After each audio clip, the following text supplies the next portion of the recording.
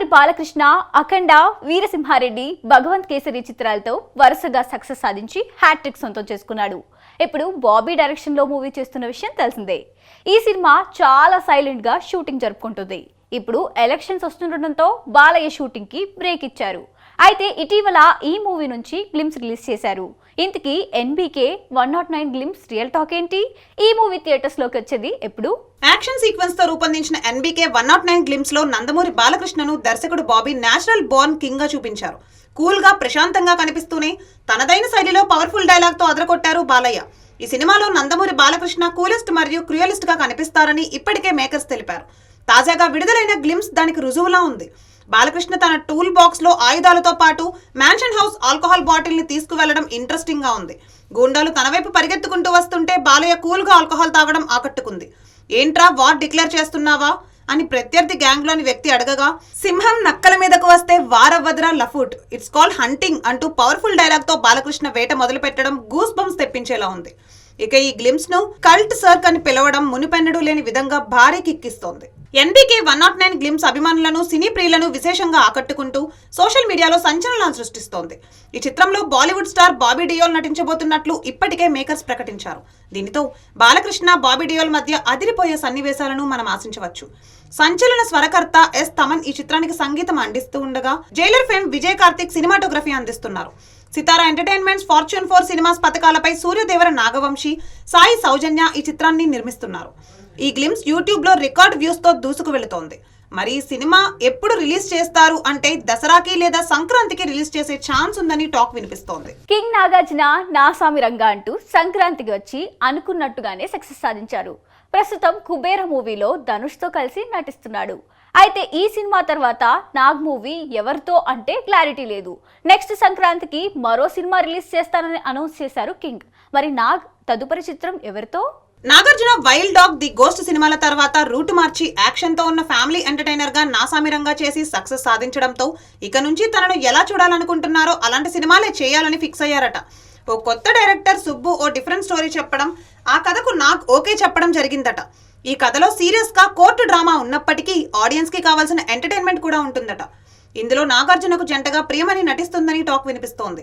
గతంలో నాగార్జున, ప్రియమణి కలిసి రగడా సినిమాలో నటించారు. వీరు పోట్ల తెరకెక్కించిన రగడా మూవీ కమర్షియల్ గా సక్సెస్ సాధించింది. ప్రస్తుతం ప్రీ ప్రొడక్షన్ వర్క్ జరుగుతోంది. త్వరలోనే ఈ సినిమాను అనౌన్స్ చేయనున్నారు. ఈ సినిమాతో పాటు నాగ్ మరో మూవీకి కూడా ఓకే చెప్పారట. అలాగే నాసామిరంగా దర్శకుడు విజయ్ బెన్నీతో మరో సినిమా చేయనున్నారని తెలిసింది. అలాగే మహేష్ రాజమౌళి మూవీలో కూడా నాగార్జున నటిస్తున్నారని ప్రచారం జరుగుతోంది. మరి త్వరలోనే నాగ్ తదుపరి చిత్రంపై క్లారిటీ ఇస్తారేమో చూడాలి. గేమ్ చేంజర్ మెగా ఫ్యాన్స్ ఎప్పటి నుంచో వెయిట్ చేస్తున్న మూవీ ఇది.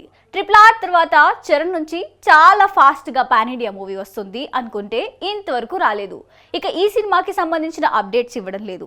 దీంతో ఎప్పుడు గేమ్ చేంజర్ అప్డేట్ వస్తుందా అని ఎదురు చూసిన ఫ్యాన్స్ కు అదిరిపోయే అప్డేట్ ఇచ్చారు ప్రొడ్యూసర్ దిల్ రాజు.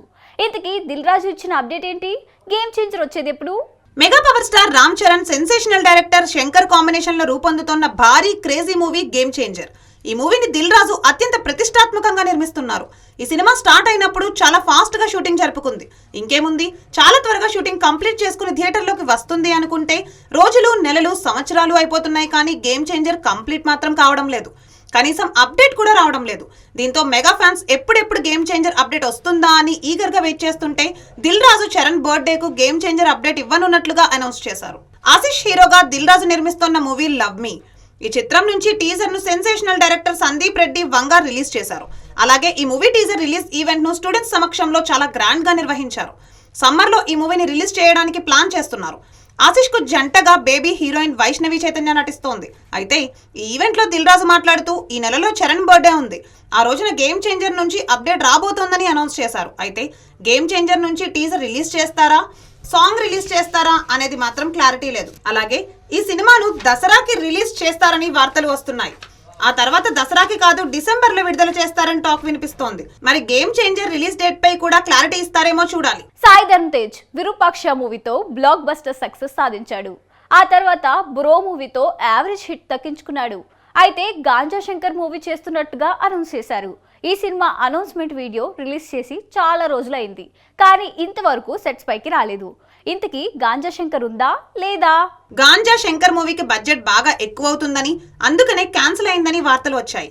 ఆ తర్వాత బడ్జెట్ ప్రాబ్లం అనేది సెట్ అయిందని, ఈ మూవీ ఉందని ప్రచారం జరిగింది. ఆ తర్వాత anti narcotics bureau Ganja Shankar title పై అభ్యంతరం వ్యక్తం చేసిందని, టైటిల్ మార్చాలని మేకర్స్ కి నోటీసులు జారీ చేసిందని వార్తలు వచ్చాయి.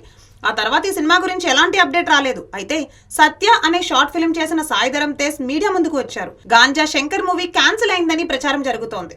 నిజమేనా అని మీడియా ప్రతినిధులు అడిగితే, ఈ మూవీ క్యాన్సిల్ అయిందనే వార్త మీడియాలో చదివి తెలుసుకున్నానని, ఈ మూవీ నిజంగా ఉందో లేదో రివర్స్ లో తేజ్ జర్నలిస్టులను ప్రశ్నించడం కొత్త సందేహాలు రేపింది. గాంజా శంకర్ మూవీ నిజంగా ఉంటే అదేదో ఓపెన్ గా చెప్పేస్తే సరిపోయేది. పుకార్లను నమ్మొద్దని, గాంజా శంకర్ హీరోగా నేనే చెబుతున్నానని అంటే అభిమానులకు ఒక గ్యారంటీ దొరికేది. కానీ సాయిధరం తేజ్ ఎంతసేపు మీకే తెలుసు అని నొక్కి నొక్కి చెప్పడం అంతు చిక్కని విషయం.